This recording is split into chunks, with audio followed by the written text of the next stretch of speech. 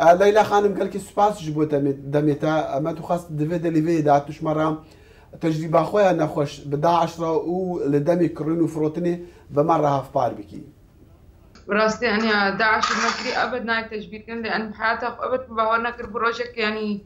بشر بفروشه من تفكيرك او من يعني منكر بو وقد تشتكي عجيب يعني شيء بالحياة مدى وتجربة كامل زنبو يعني بسري معها. وقت داعش أمبرين سوريا أنا مش عراقي أم دراني أمبرين سوكا أول شيء أم القاعات كرن سوكا هذا و يعني هالشي لبسي فيس البربان قيتشي شنو ازدياد كرن وأم الفروتن يعني داعش شم الدولة محمد موجود بونو ومني بقى نفسها عارضة أشياء مني بقى شنو تهاتن حتى بس إيك ما اختيار بقى وما بكرر. يعني ما بس حتى سوق هبو دسوق دا خلك دهاتن أبي دفيان وبكرن الجيكي ودبروان ردهاتن وشو. أم جنت إزديا وقيتو جنت إزديا بتشرح من القاعة كيكرين أو قاعة هالصبح كيتو كرسيبو وداعش موجود من شو دولته يعني عراقي بونو دولته خريبو. وقلت أنا قيتو جنت إزديا هالشي لبسي بيس يعني بروان تكرين على أساس الجوانا بستني وبرجوي طبعا بتكرنو وتكتني هرنو ورني با داعشة قاعد دريجة مازنبون أو سوكا عمبو وهركي يعني عددي ونبي سيبو ورقق وعددي يصير نبي سيبو كم بتشوف كده يقولون عمري كندا سعراوي كندا وني بكان رتشونو تهاتنو هركي كاخو اختيارات كروت بيت. تجنجر هاتي كرنو فروتن ليلى خانم. تقريبا 10 جارات هات بفروتن يعني غير تجارتي يعني بس برمسوكي يعني يصير دراب زيادة بكان يعني شكرا فايدة بكان. زارو تجي بتربون. زارو مجي مرابون بدك. باشا جبوان زاروها پرددان يعني جبتني جبو تبو. بدايتي برد بوان زارو شكدان بس بالتالي وكا قلتني دوان قلتين لأن راتبي جو كان شقة عكرين يمكن الندان بس سعرها هابو. يعني بس زارو شكت هاتنا فروتن أكيد زارو هاتنا فروتن يعني بجوجد ما بخوجي أو شك عبيد بونو هاتنا فروتن يعني هريكي وسعرها مش شكل بو سعرها بجوجد ما غير شكل بونو منايات شنبو ويا زارو شنبو بداية يعني داعش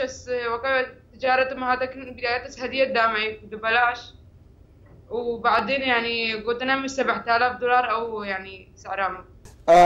ليلى خانم اتزالم ام بحثي بازرگانی بمروفا ديكن كو وزارة الدفاع الامريكي رابورت خودر خستيه وبحثي وان ولاتا دكريه كو افتا وانا لي هي سبيكرن دكفتا خانه بازرگانيا بمروفا يعني ما بس دي هنا سبيكرني را يا كو داعش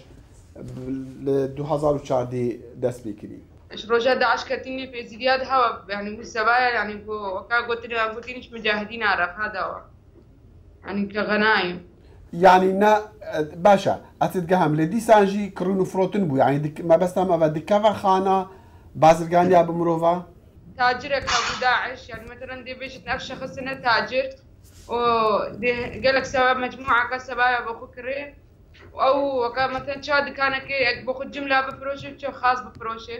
وش خرب كتا سبايا هيك اختارت فروش او شوي تاجري تكري يا دش قوي تاجري تشيت كير جروبك هبو الموبايل ده خطك انترنت بو نظام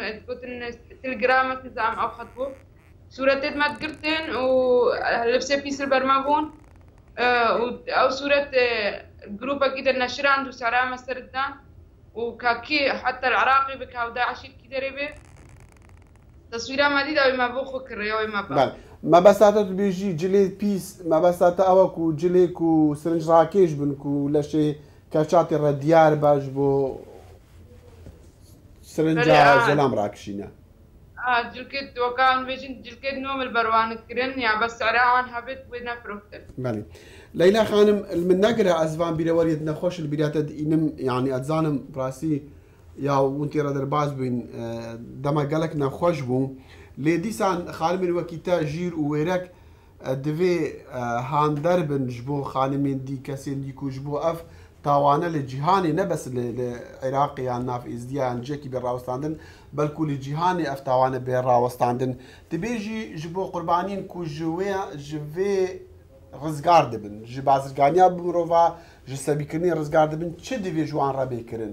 heta ku vegerna jiyana xwe ya durist. براسي أول شيء يعني وضعي معي نفسي قلق بيسا وقتهم خد بين الشكا قديش وقتهم تن موجود عائلة ما قلق جد ناقصنا يعني كانها أول شيء بينهم عائلة ما قلق جد كان ناقصة يعني وضعي ما بيسترد به وقتهم خد بين يعني أمتين نب أهلي خدها من الخيمات تعيشن وضعي ما قلق بيسا براستي يعني دشك أسدي قاعدة بتشو قامة ويتوقي متزهبن وزلامي مقرتيا يعني كراتب يعني اوكي مالي بوما بيتا تشيكرن تشتك يعني هيك تشتك بوما نكر يا براست يعني ظروف قلقي صعبة. بلي اجبري زلامتها شندي دي الجمالة نها هشتا معنا. هشت.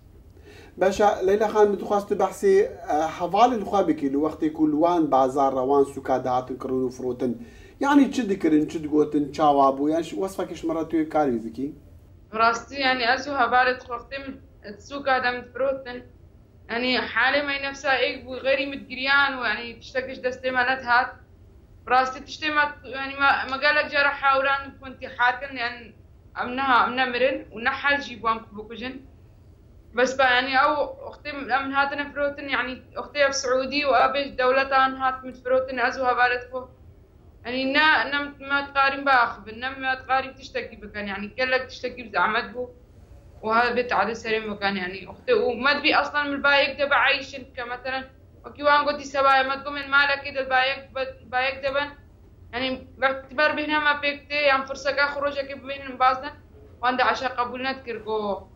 وهاقون البايك ودبون قون بسلمان نابن ونعقليك دخلا باشا تهرت عراقي سوريا دبو يعني تقهان دي ولاتك ديوانا ناس العراق وسوريا دب. بله ليلى خانم تكتبك جي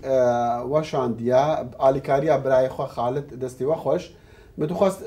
ويش مرة بيجي يعني أو تشاب وتشات جاوي باوريكو وي تجربة خوان روجل نخوش تداني دكتبك دا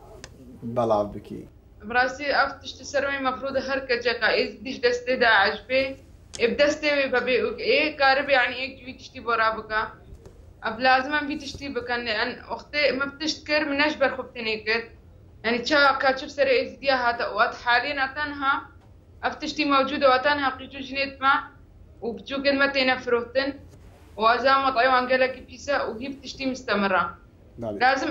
داعش مكري جرائم داعش أول شي ناينا بيشاتن